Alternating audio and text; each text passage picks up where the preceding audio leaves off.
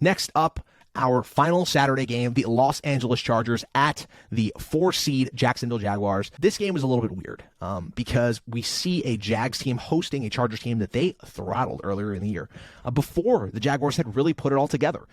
After that dominant victory over the Chargers, we saw this Jaguars team struggle mightily. They were so up and down this year, nobody really knows what to make of them. I've said to you guys throughout this year that whenever you think you know what's going on with the Jaguars, that's when the time to change your opinion is, because from one week they are unstoppable offensively. They looked like a dominant force. The next week, they completely lay an egg.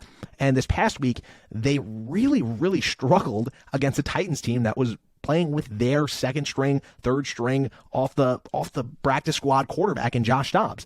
They almost lost that game. If their defense doesn't come through and completely change the face of that game by scoring defensively at the end, they probably don't pull that one out. Trevor Lawrence looked overmatched at times at the end of that game. If anyone has been following this team, you know that as soon as you're writing them off, as soon as you're saying, oh, well, maybe their offense isn't as good as I thought it was, that's when they show out. So now they play host to the Los Angeles Chargers, one of the weirdest teams I've ever projected, I've ever looked at. So much talent. Obviously, they have the stars and studs approach. Anyone who's been listening since the offseason will know that I was so high on this Chargers team. I talked with NFL Mike about this team way in the beginning of this podcast. I've always been a big Justin Herbert guy. I was a big Staley guy when he first got hired. But as time has gone on, I've really come around to the idea that maybe Staley doesn't know what he's doing. That notion was further underlined by just a bizarre sequence this past week when Brandon Staley played his starters in a meaningless game against the Broncos well into the fourth quarter.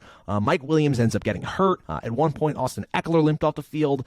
Josh Palmer was coming up lame at various points. I don't really understand what Staley's point was. I have to wonder what goes on within that Los Angeles Chargers locker room. I don't say that lightly. I think back a lot to an interview I heard before the NFL season with Austin Eckler with the Fantasy Footballers podcast. That's a pretty light show that focuses primarily on fantasy football, obviously.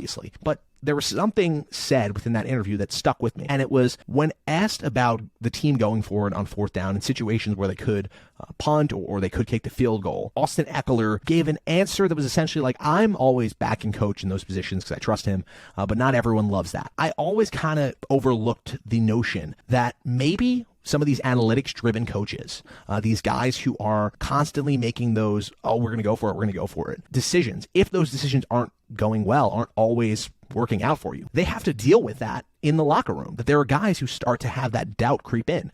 And once you have that doubt creep in, I'm not sure you can really recover that as a coach. I know the Chargers have been really hot over the past 6 weeks or something, but when you continue to make these questionable decisions, I wonder whether Staley actually has control of that locker room. With all that said, it's difficult for me not to look at this lineup the Chargers have put together, the stars they have, Khalil Mack, Joey Bosa, obviously Keenan Allen, Justin Herbert, and not think they have all the talent to go on a run here.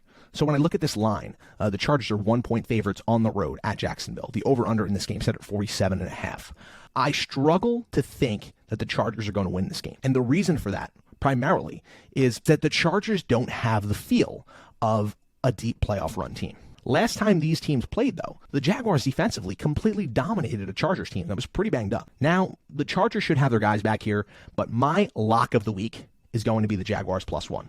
I love the Jaguars. The Jaguars are one of those classic, they don't belong here teams. They have nothing to lose. They're going to go balls to the wall, everything they have. Trevor Lawrence is playing as good as he's played. The moment you start to fade the Jags is when I want to jump on them. I'm probably going to end up teasing the Jaguars +7 with the Seahawks +10, so I can get that up to 17. Jaguars +7, Seahawks +17. But I'm also going to jump on the Jaguars money line, Jaguars +1. Going to be my absolute lock of the week.